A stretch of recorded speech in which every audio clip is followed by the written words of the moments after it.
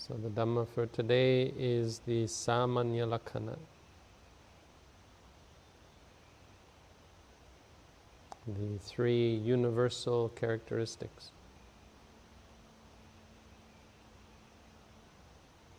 These are the crux of the practice of the Buddha's teaching. They're like the Holy Grail, that thing which we seek in our practice. Crucial. They're the very core of the Buddha's teaching in regards to what we seek to understand. Seek to see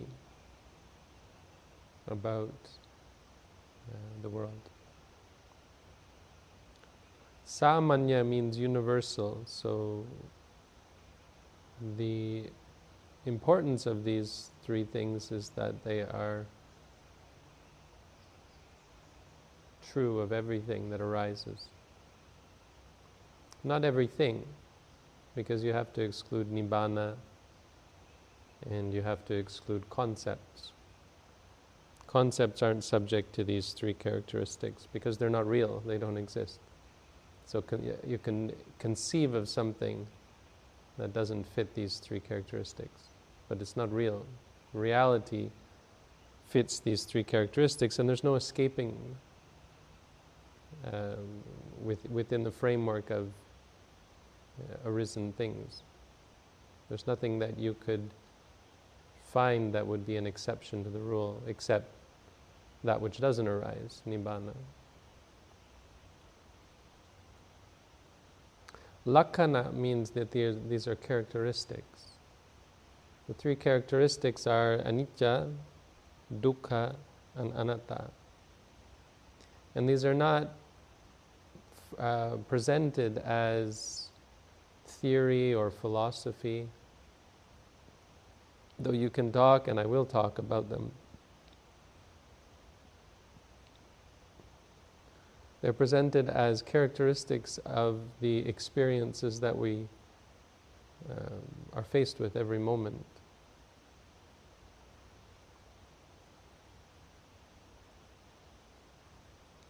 So the presentation is that they are a part of our practice. They are what we're aiming to see about the objects of our experience, which in mindfulness are the objects of our meditation practice. There are things that we don't see. To be clear, it's not an intellectual appreciation about things in the sense that, oh yes, the experiences yesterday are gone, they'll never come back. If you're not enlightened, you don't know these, you've never seen these three things. So a part of that is that they should surprise you. They will be something new, something completely new that you've never encountered before.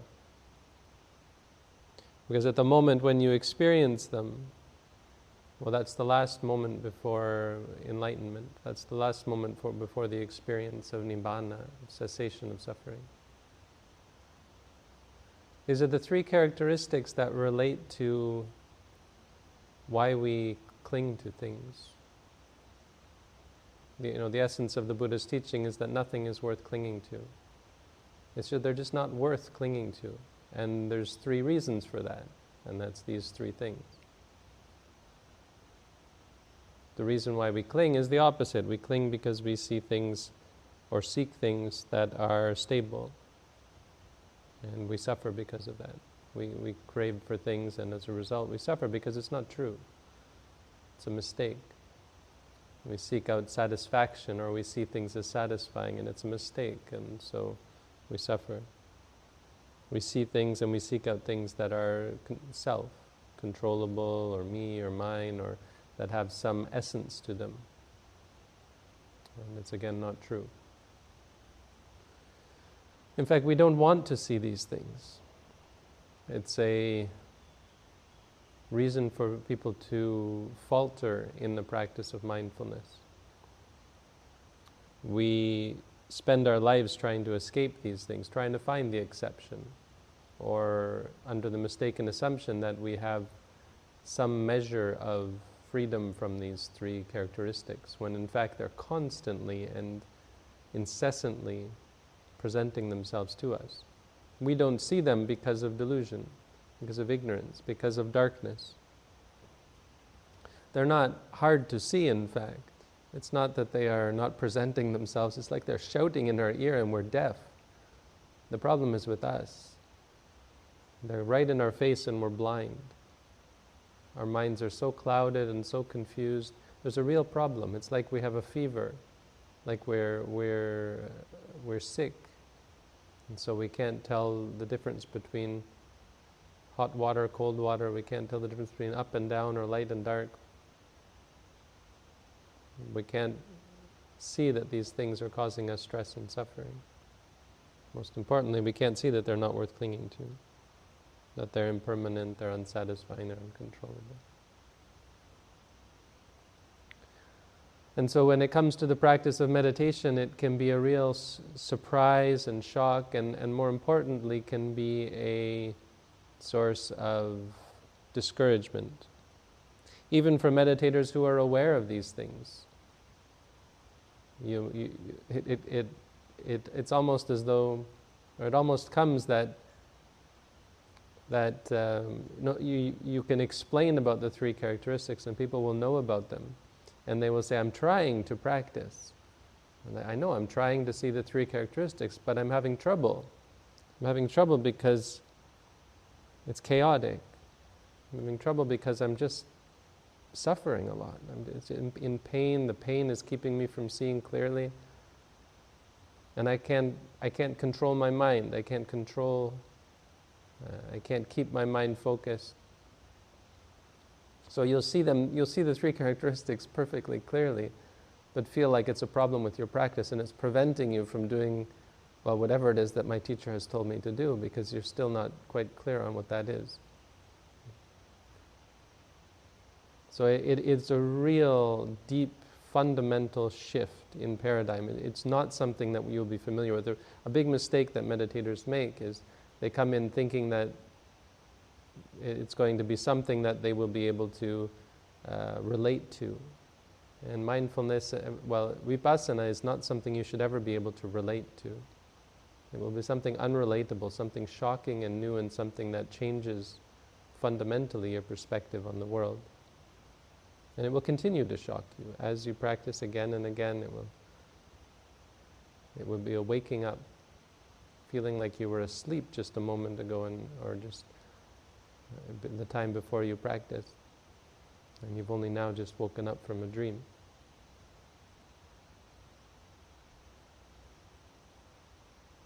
The reasons why we don't see them, there are reasons for each one. The reasons given for why we don't see impermanence is because of continuity. Things seem permanent because they will arise quite similar moment after moment, and based on our focus and our attention, the same experience or an experience of the same type might arise again and again. When in fact the experiences are momentary and can completely change at any moment. They don't always do so.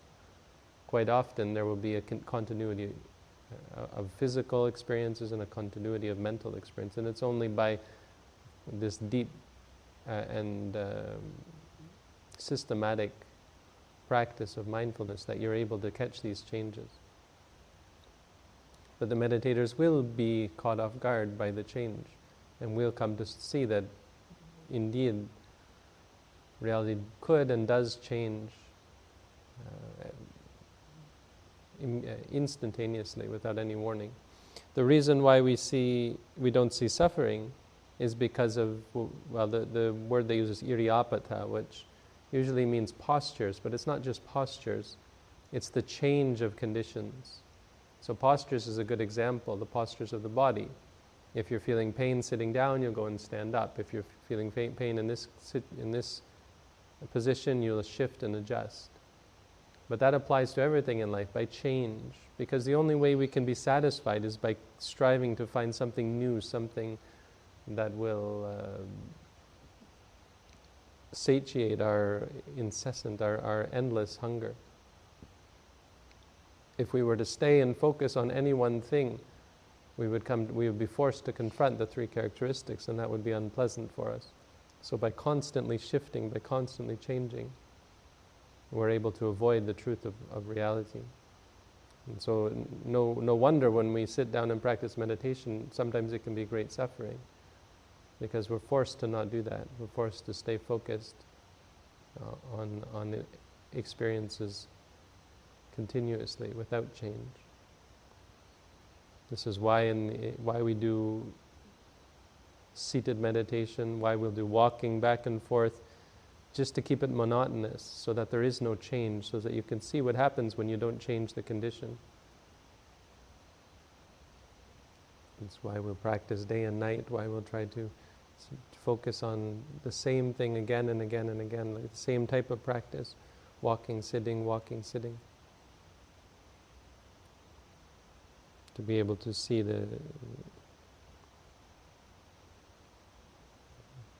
what we're hiding, what's hiding from us. And what hides non-self is what they say, the appearance of self, the appearance of compactness. Like things appear to be things. A cup appears to be a cup. A dog appears to be a dog. A human appears to be a human. My hands, my feet, they appear to be things. Things have this sense of compactness, and it has to do a lot with our conceptions. When we see, we conceive in our mind of it as being a thing. And though those are practically useful in the world, they create, or they lend themselves to the delusion that we have of things being a self, having a self, being entities. It's hard, it's difficult, it's really almost impossible without intensive meditation practice to be able to break through this and see that the body is not really a body, it's only experiences. But when you sit and practice meditation, when you reach Bhanganyana, the mind will begin to see the insubstantiality of things. Your body will feel like it disappears. The truth is your body was never there in the first place, but the conception of it, this appearance of a self, of an entity, of a being that arises in the mind, this disappears. So this is why we don't see them. When we see them, why we want to see them? Wouldn't it be good if we could just avoid them? Well, why we want to see them, of course, is because it's reality, and we set ourselves up for expectations. But when we set ourselves up for expectations that are not met, when we ignore these three things. But more importantly, as I said, seeing these three things is the moment before the attainment of enlightenment. There are three gateways to cessation or to nibbana, and these are based on the three characteristics. So practically the way it occurs is a meditator will begin to see the three characteristics gradually, until there comes a moment where one of the characteristics presents itself so clearly that it's unavoidable, and the mind fully and fundamentally appreciates this as the truth of reality, that there's no escape, there's no way to avoid this. These are impermanent. Reality is impermanent. It's like the last straw where the mind then lets go as a result of seeing one thing. So it could be impermanence. If it's impermanence, it's called animitta magga. Animitta means no sign or no warning. So we have the idea that we can have our expectations met. We can expect what's going to happen. In meditation, we'll constantly not have our expectations not be met. So we'll be constantly surprised. We'll try to anticipate, because this is the nature of our minds. We try to have some stability, some sort of ability to expect. And the stomach will rise and fall not according to our expectations, and eventually we'll just get sick of it. We'll get fed up, and our mind will let go, and we'll relieve ourselves of this craving and clinging. Through suffering, it's called apanihita magga. Apanihita means desireless, or not desirable. So our ordinary state is to find desire, or look for desirability in things. Look for things that are pleasant or a source of happiness. And so gradually you'll come to see that anything that you might have thought would bring satisfaction is unable to do that. In fact, it just creates stress and suffering, and the incessant nature of experiences again and again with no ability to run away from them and find something new that could excite you momentarily is a great source of stress and suffering, great source of punishment. And so eventually the mind has enough. Even just watching the stomach, you'll watch it and you'll just come to the point where just not through judgment, but just through clear apprehension, the mind will come to let go and turn to freedom. And the third is called sunyata magga, through voidness. This is through non-self. So eventually you'll start to see that the body and the mind, they work on their own. You'll get fed up with trying to control them. And you'll understand that they are insubstantial, they are meaningless, they are pointless, and you will let go. So sometimes the stomach will begin to rise and fall on its own just by watching, not by judging or thinking, this is not me, this is not mine, nothing like that. Just by watching, you'll see the body and the mind acting of their own accord, and your mind will just let go. So these are the three reasons for seeing these three things, that this is the way, that any other part of the Buddha's teaching has to eventually lead you to seeing one of these three characteristics. This is the only way to realize Nibbana, one of these three paths. The reasons why people see one or the other is given in the text as if a person has done a lot of good deeds, has been a kind person, a generous person, they will see through impermanence. It has something to do, I guess, with the affiliation or the affinity towards karma, good karma, and the appreciation of good karma versus bad karma. But you'll see that even the good karma that we do is impermanent. The bad karma eventually is going to exhaust itself as well. And so this will lead you to see impermanence. A person who sees suffering is someone generally who has practiced samatha meditation, because samatha meditation is very pleasant and can fixate the mind on the pleasure, the apparent pleasure and the happiness, the apparent satisfaction that comes from experiences. And so it will be enlightening when the meditator begins to practice vipassana and sees suffering.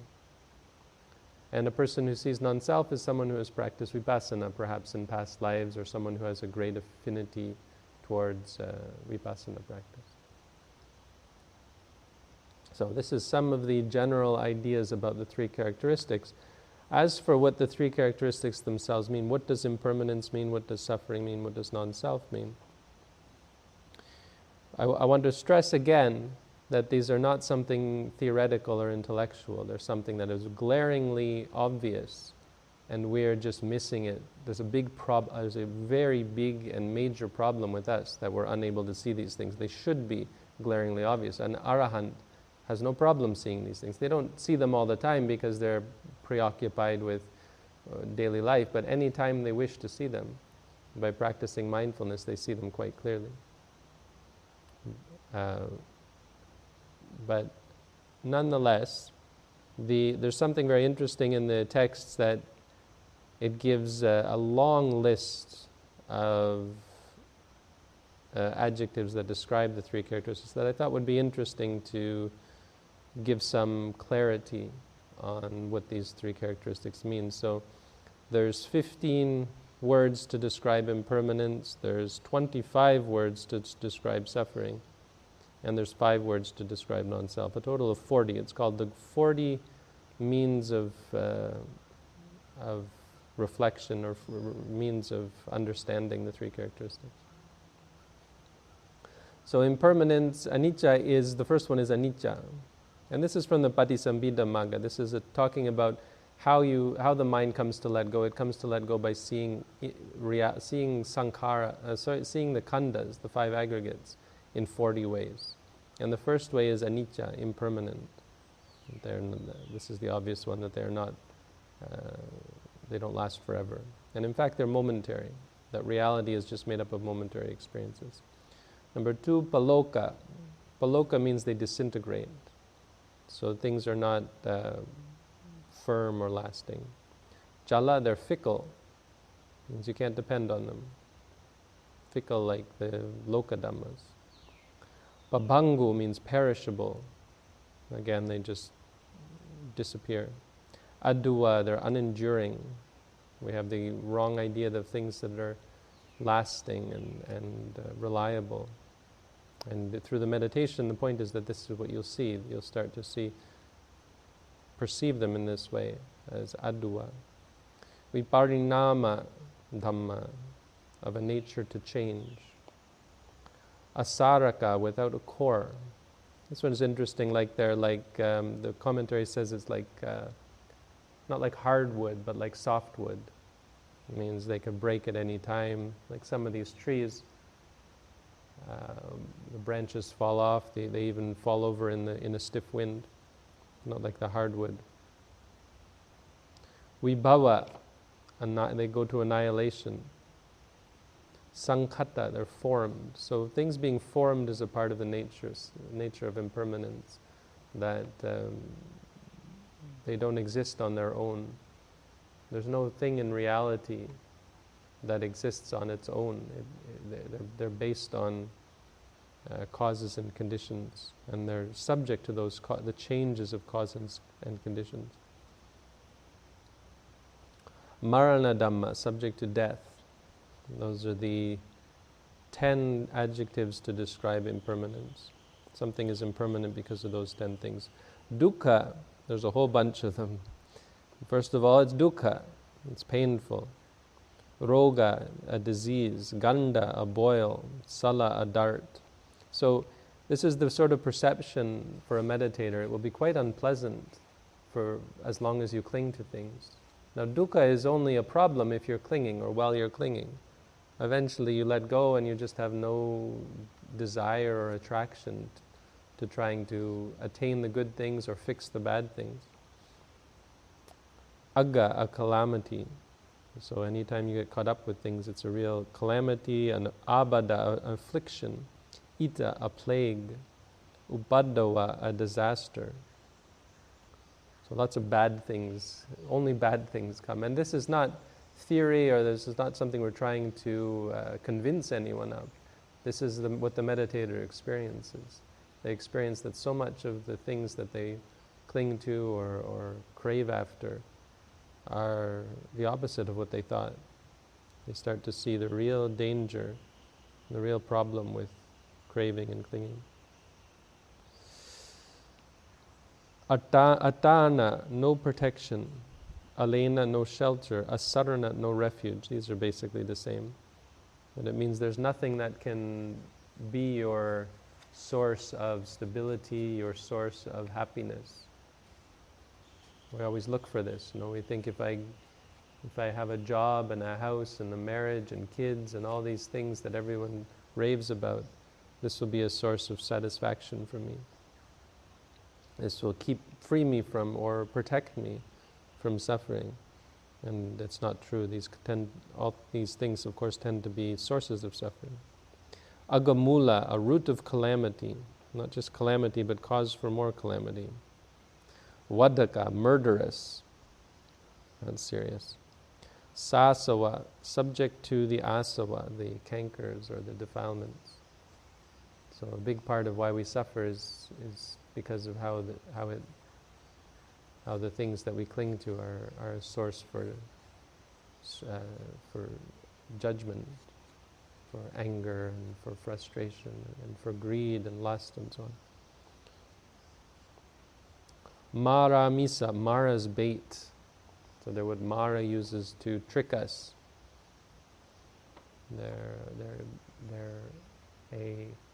Even just conceptually, they're a reason why we end up doing evil deeds. They bait us into evil. We do a lot of evil deeds trying to get the things that we want and trying to escape the things we don't want, manipulating others, harming others.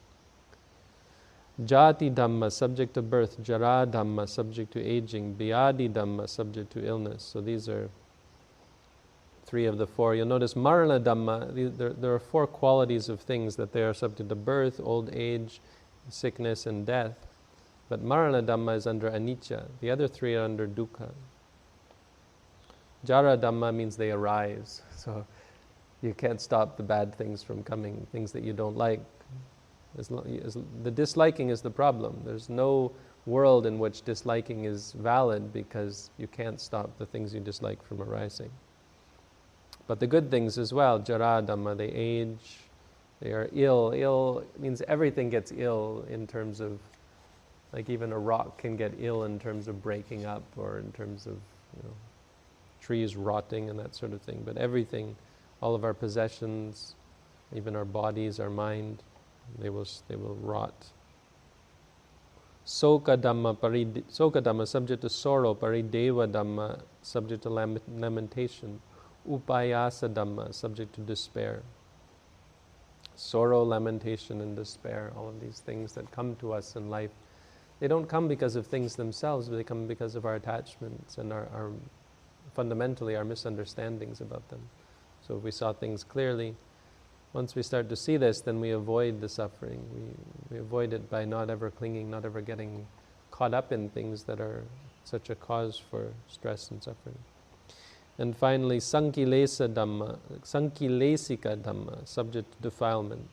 So again, a cause for greed, a cause for anger, a cause for delusion, a cause for great evil.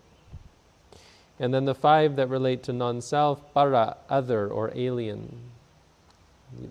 One of the big things that a meditator begins to see is that the things that we thought were under our control are not under our control. You'll start to feel your own body and your own mind and like it's another person. Just something that's happening to you rather than something you're doing.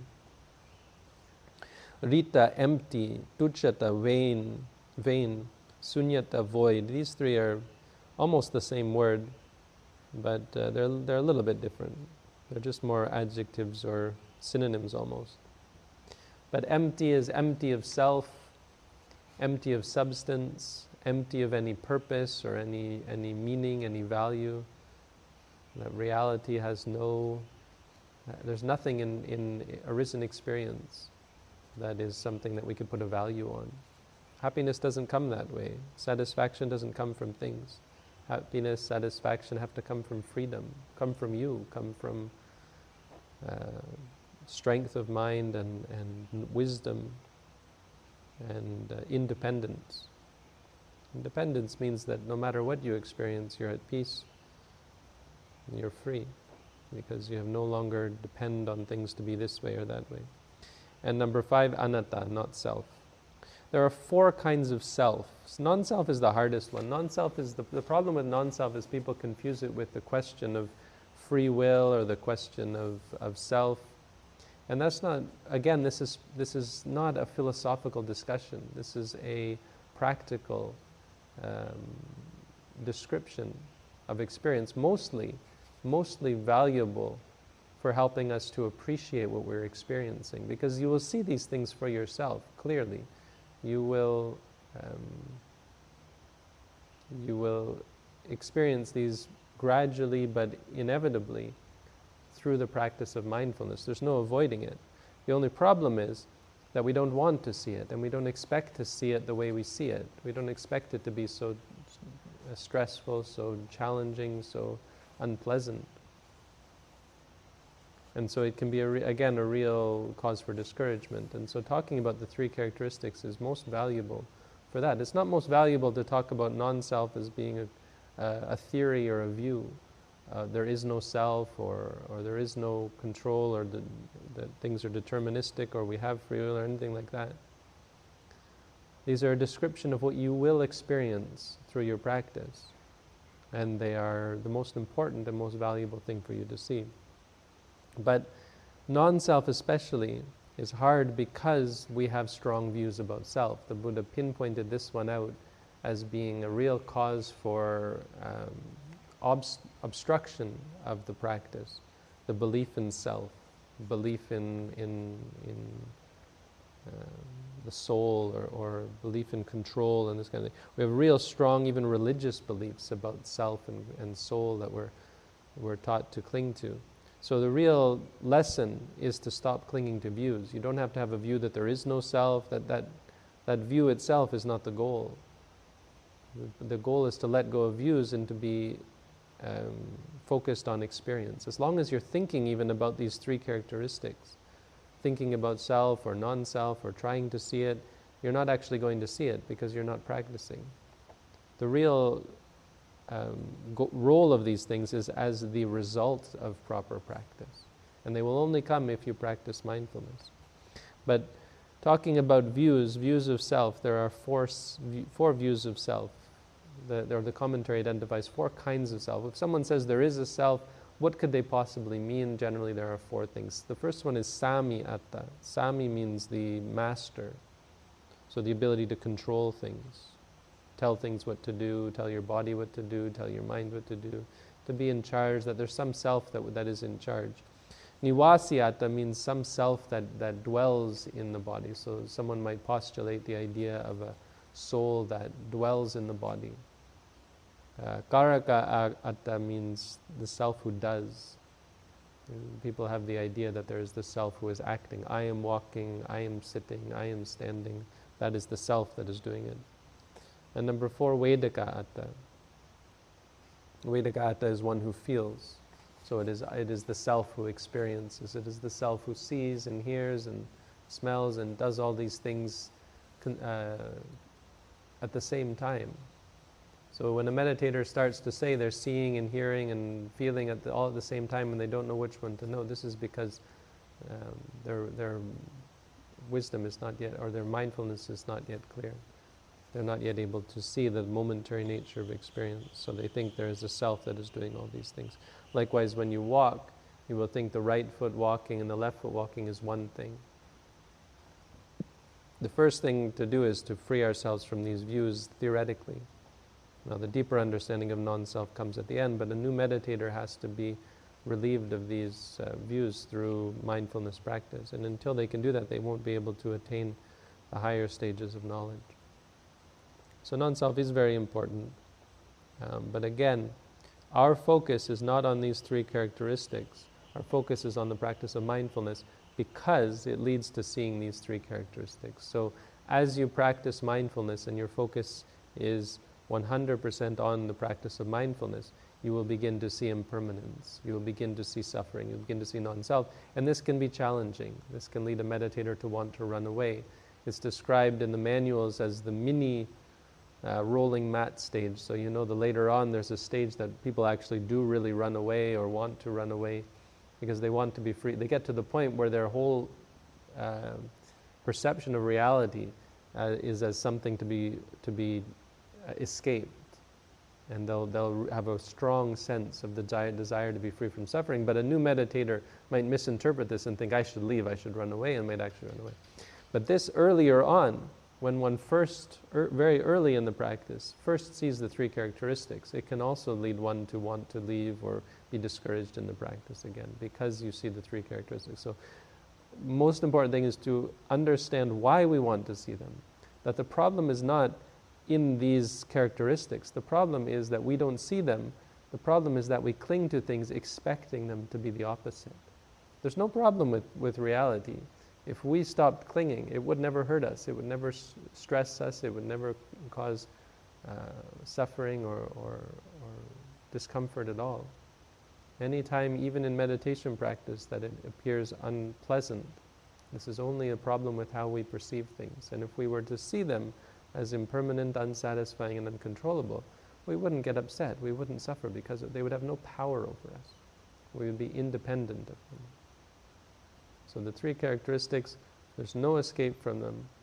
The only escape is to stop expecting things to be otherwise and to not be troubled or surprised when they do, when they do not meet our expectations. So those are the three characteristics. That's the Dhamma for today.